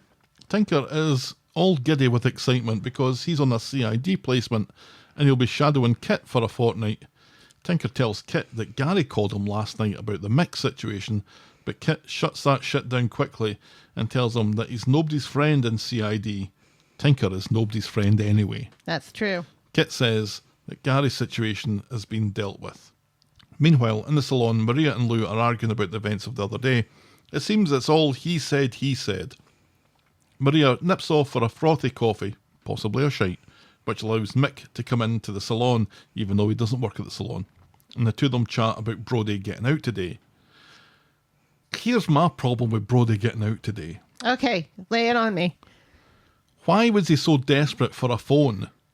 If he's If getting he was out going to so be getting quickly. out 2 weeks later. Yeah. Or is it just, or was it just like, just to haze Dylan? For something to do? Yeah. Maybe. Just felt a bit odd. Yeah, and it's not that boring in prison. They have a pool table. And I think they've got a little bit of ping pong as well. Yeah, and a television. It's practically One Flew Over the Cuckoo's Nest in there. Right. Back in Nina's rolls, Kit is accosted by Maria and Gary, who accuse him of being a corrupt cop, just like he was for Sarah with Bethany. And Maria wonders if Mick is just another one of Bernie's secret kids. Who are you, DC Green, says Gary. Who are you?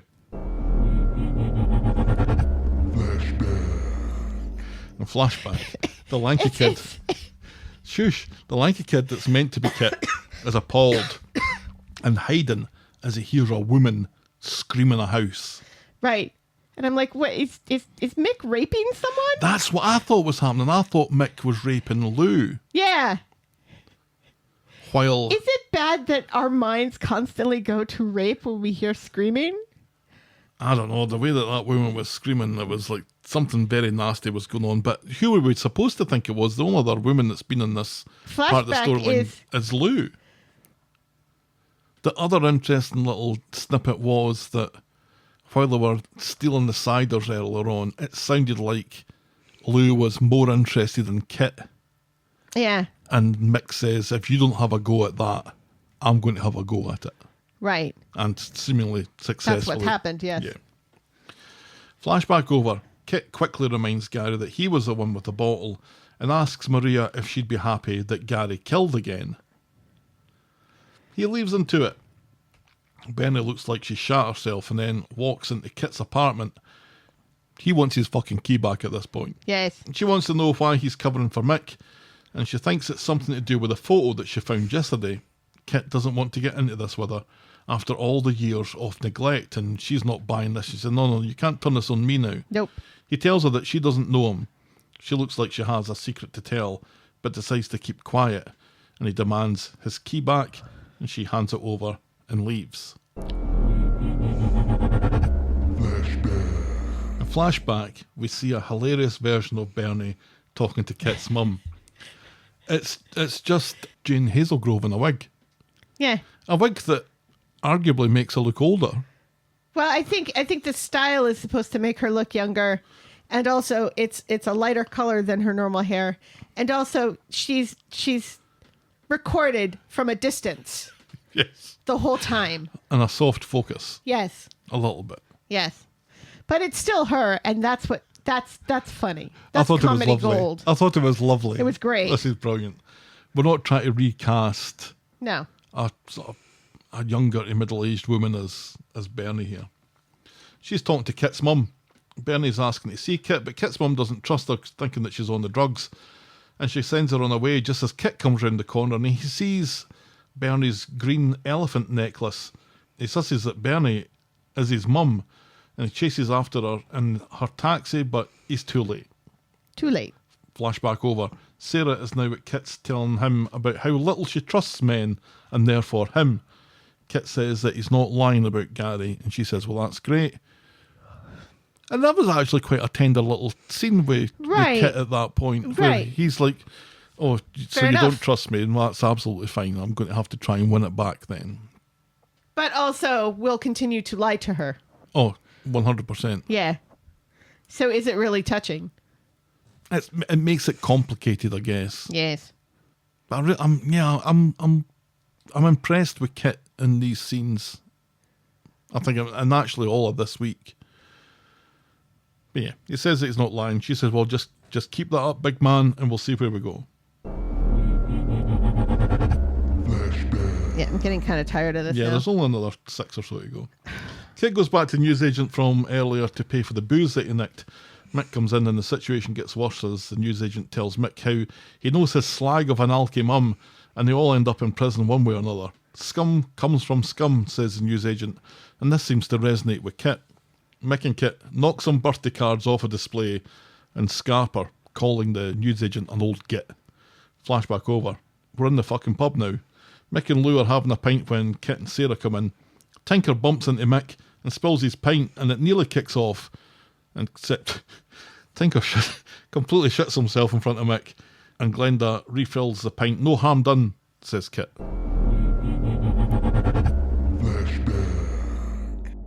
Mick and Kit are arguing about the newsagent. Kit wants to show him what's for. Flashback over. Mick looks like he's going to kick off again, so Kit threatens to drag him out. Mick's going nowhere though, and wonders if everyone in the pub would like to know what Kit did to that shopkeeper's wife. And this shuts Kit up. Yes. Mick gets a call from Jimmy about a job and leaves. Lou apologises and offers to buy Sarah, Kit and Tinker a drink. No one wants to take a drink off her though. At Nina's Rolls, Mick runs into Bernie. She tells him that Kit told him everything, which is a bit of a lie. Yes. Mick is confused because he knew Kit's mum and she isn't Kit's mum. Kit's mum took care of Mick, unlike his own mum. He says Kit never mentioned her. This does ring a bell though. He says that she was the reason that he was all het up the day it happened with the newsagent. Bernie tells him to leave Kit alone. Yeah, just like you did, says Mick, and he blames her for all of Kit's problems. Lou decides to sit in with Kit and Sarah anyway, which makes Maria and Gary scoff when they come in, thinking that Lou and Mick are taking advantage of the situation with the cops. Gary hears that Brody is getting out today and wonders if the apple falls far from the tree. This gets everyone riled up, and Kit and Sarah go to leave, but not before Sarah tells Gary to wind his neck in, and Lou whispers to Kit that his secret is safe with her. And I would just like to know where Sean is at this point. Because it's like everything is happening in the Rovers. We've seen him get his new shirt at the Rovers and everything. And all it would take is for Sean to be there and say, look, this asshole beat me up. So I don't know why you're defending him. And his son is a prick as well and stole a phone off me, essentially, or blackmailed me into giving him a phone. The whole family's shit. Not one person who Mick and Lou have shit on since they've started stands up and says, yeah, actually, these people are terrible. Let me tell you my story. Right. You know, Gemma's there briefly and her wig. Why does she not say to Kit, look, these people are bad. They threatened me and the kids. Because I feel like that's like the thing that would make Kit turn, is them threatening his own family.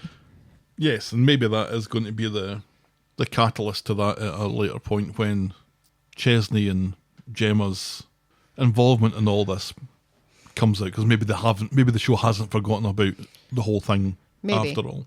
Maybe not.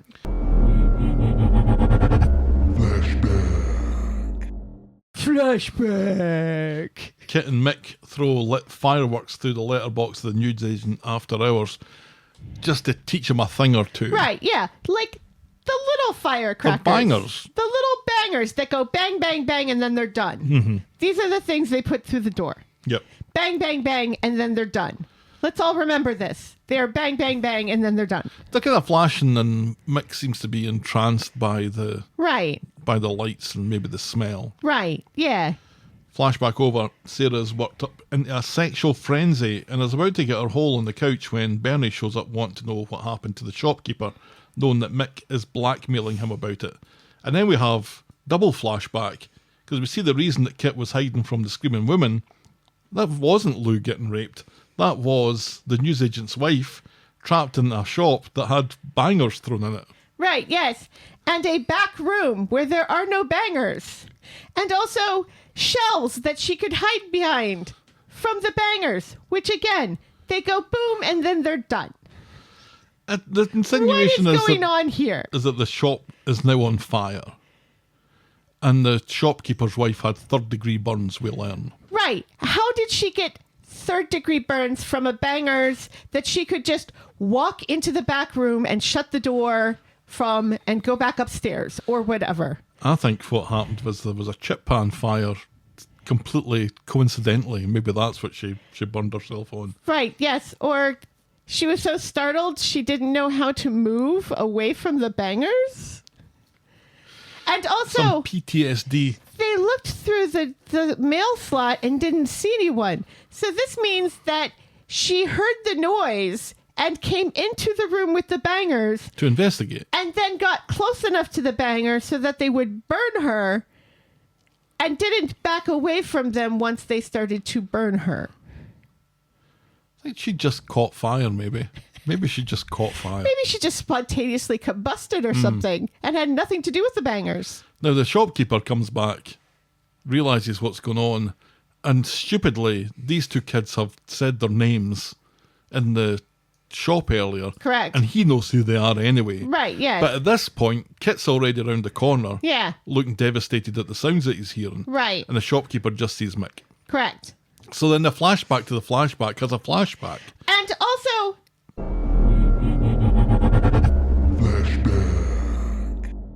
Let's just all remember, Mick was also throwing those firecrackers in. It wasn't He just lit them. He just lit them, and It was Kit who threw them in. He was part of it, though. He participated in lighting the crackers. Yeah. So when he's like, I took the blame for you later on, that's only half true. Yeah, he took all the blame. Right. Which is, he still would have gotten blame, is my point. Mm-hmm. So the flashback that has a flashback has another flashback, because this is the reason that Mick was arrested at the start of the episode. Mick took the blame for it all and went to jail, never made it to the army. Flashback over, Kit has told all this to Bernie, and maybe it's okay that Mick wants to ruin his life because he ruined Mick's. Bernie tries to help, but Kit doesn't want his sympathy or help. He tells her to keep her mouth shut about all this, and she agrees, and he thanks him. But tells him that she knows what it's like to do something that you end up regretting for the rest of your life. Kit leaves and sees Mick on the phone to Jimmy again about the job, but it seems Gary has poisoned the well for him with regards to jobs in the area. Right, especially jobs in a builder's yard. Right. And the flashback again. Kit and Lou are visiting Mick in the stabby teenage centre. Mick isn't happy to see either of them. Kit promises to make it up to him, so Mick wants them both to smuggle drugs in their bums. or he's going to grass Kit up. Who will they believe, says the lanky kid that's Kit. Me or you or you? Or you.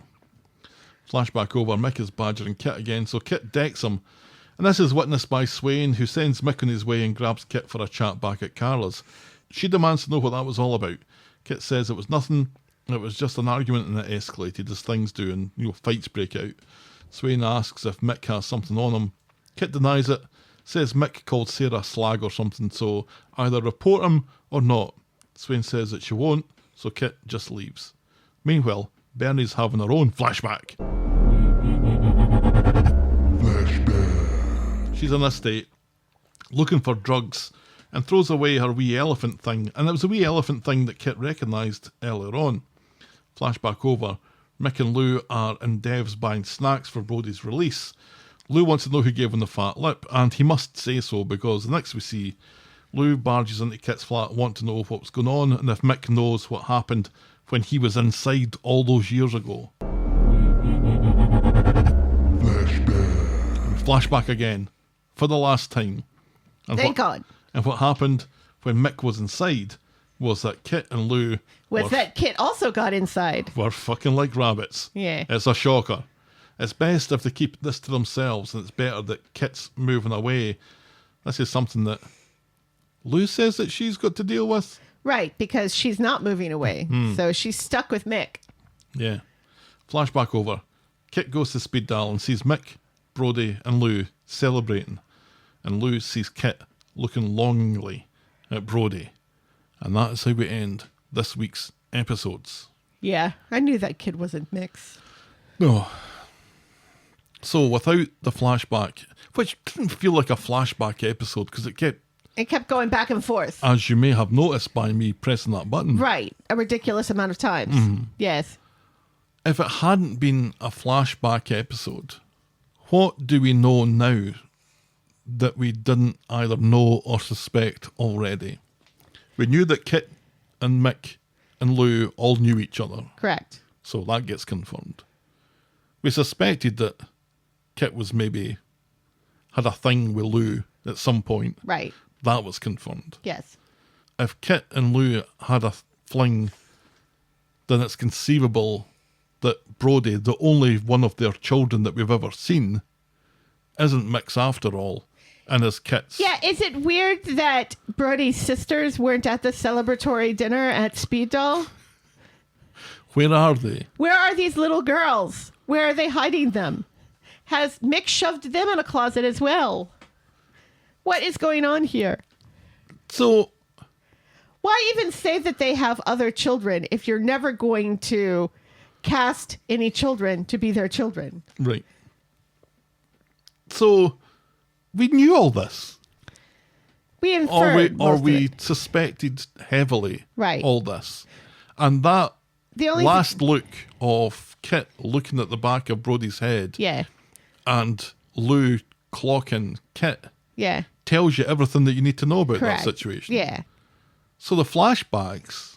It only told us what Mick had on Kit. Which was firework related. Right, which is, like I said, the equivalent of a middle schooler murdering someone with their school project.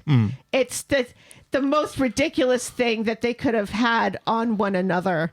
And also, I still don't understand how you get third-degree burns from bangers.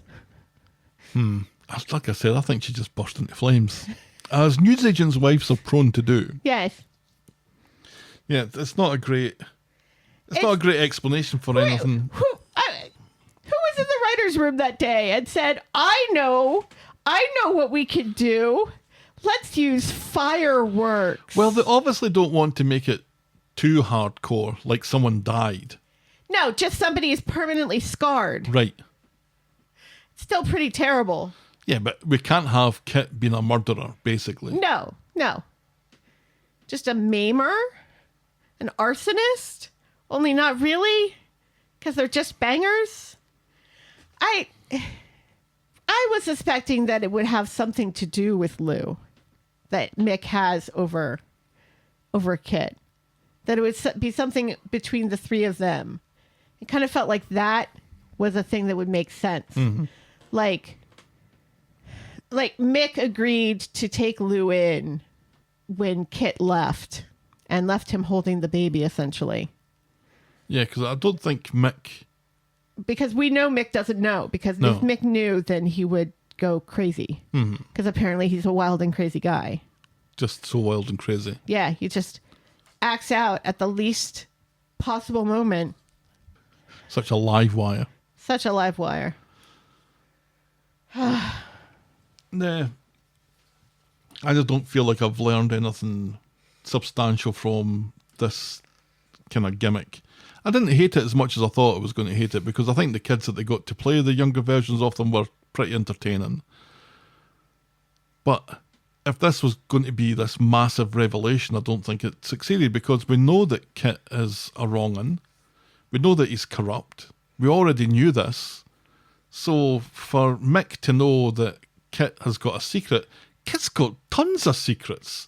And every one of them would bring down his career in the cops. The Right. fact that he's been taking money out of that T-shirt racket, Right, remember the T-shirt racket? that would end his career. The hair in the back of the van. The planting the evidence, that Right. would end his career. So we already know this about Kit. Yeah, The only thing here is that we know someone who knows. right. I think I feel like it would have worked better if it hadn't kept bouncing back and forth. If it had started in the present, then it went to the flashback. We got the whole flashback, and then at the end of the episode, we go back to the present, and that's when Bernie confronts him and he tells her, and then that's it. Because I felt like the going back and forth was part of the pointless bit. I think if we had gotten the revelation with all of the rest of the flashback stuff, it would have made more sense Yeah. to do a flashback. And the fact that they decided to have Bernie having flashbacks as well Yeah. meant that you weren't always sure whose flashback we were watching. Right. And at one point, it was both of them. Right. Kit and Bernie's flashback was the same flashback at one point. Right. And are they reliable narrators? Well, they seem to be remembering the same thing exactly, which is kind of bizarre. I like Right. the little motif of the elephant, so that was a nice little touch. Yeah. But we already knew about the But elephant, we already- too. But again, right? This is That's something we already knew this is about. stuff that we're not learning here. Right. It was fine, I guess. It wasn't the worst. It could have been so much worse, but it wasn't great either. Yeah, we learned nothing about characters that two of which we absolutely hate. And don't care about. No, We don't need to know more about these people. I know now that I suspect now that the plan was always to get rid of them fairly sharpish. You know, we were thinking that maybe Mick and Lou were, because they were just going down like a lead balloon, maybe that was why they were going to be off the show. I think that was always a plan now, based on what we saw. But it's also really weird because it's obvious that they're like, wow, that Chesney thing was not working, so we're just going to ignore that now. Until it comes back. Right, if it comes back. Because let's not forget, nobody knows that Gary flattened the factory. No. He was never convicted of that. So the show does lots of things that they just kind of peters out. Like Peter. Yeah. Or like, what's his name? The guy that died and never had a funeral. Robert, Yes. Coronation That- Street podcast. That petered out as well. Yes.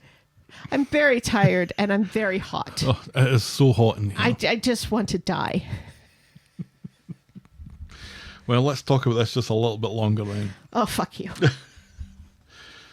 I guess the one thing that maybe it provided for me is a slight rise in sympathy for Lou. Because I feel like the show is more explicitly laying it on that she is terrified of him. She is, and he's And definitely that beating her there's up, I think. and that there is abuse there.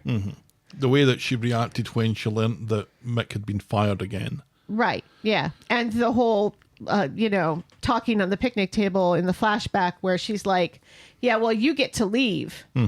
I still have to deal with it, sort of thing. So it kind of feels like the abuse was already in the cards at that point. Right. And also the way that, Lou's kind of a wrong on. She's goofy and she's silly and she hides out with Tracy for almost an entire episode. But then when Maria comes in, she's like, "Oh, Maria, come sit with us." And I know that part of that is the fact that she's plastered. But also there does seem to be a nice side to her. She's desperate to fit in. Yeah. Yeah. Well, also desperately defending this despicable human being that she's attached to. Because if she doesn't, she gets her head kicked in. Right. Yeah. So I guess the show succeeded in that. We'll take it. Well, that was the week that was Coronation Street. Helen, tell me, what was your moment of the week? Glenda singing. Glenda singing show tunes or singing disco. Take your pick. She likes the nightlife. She likes to boogie. Poo poo. I also like when she and Carla are speaking the lyrics to "I Will Survive." Okay, now go. That was go out the door. Just turn around now. Yes, that was excellent. That was great. That's our Moment of the week. Moment of the week. boring moment of the week. It's tough because Daniel, Ken, and Chesney were not in it this week. So I can't go to any of my go-tos. And nobody else said words that nobody in Manchester says. I feel like maybe it was something Kev said. Did Kev say something boring? I don't think so. He was kind of a nice, mild-mannered Kev this week. It was. He was tired. Yeah. Is it Leanne being mad that she's in the back? I kind of feel like that got boring very fast because she's mad that nobody can see her and yet everyone can see her.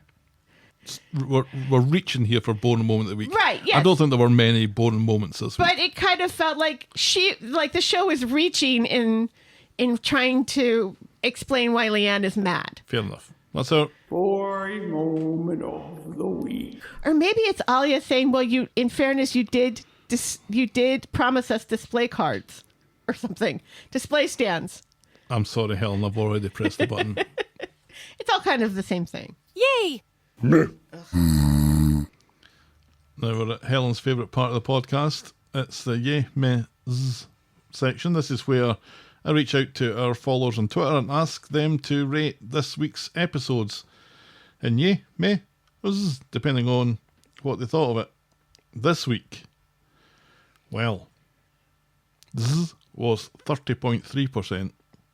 Meh was 21.2%.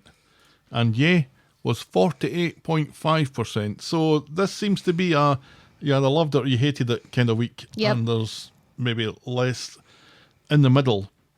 Mike says, good episode tonight. So I said, yeah. Talking about Fridays. We don't let these votes or comments influence us, obviously, Helen. So what is your score out of 10 this week? 6. I give this a 7, I think. I really enjoyed Monday and Wednesday. And I kind of enjoyed Fridays. Yeah, it was just, like you said, we had to reach for boring moment of the week, but Yeah, that's a good sign. which is a good sign. But also, the parts of the show that the show really, really, really wanted us to care about were overshadowed by Glenda being fabulous. Absolutely. So, it feels like they didn't do their job.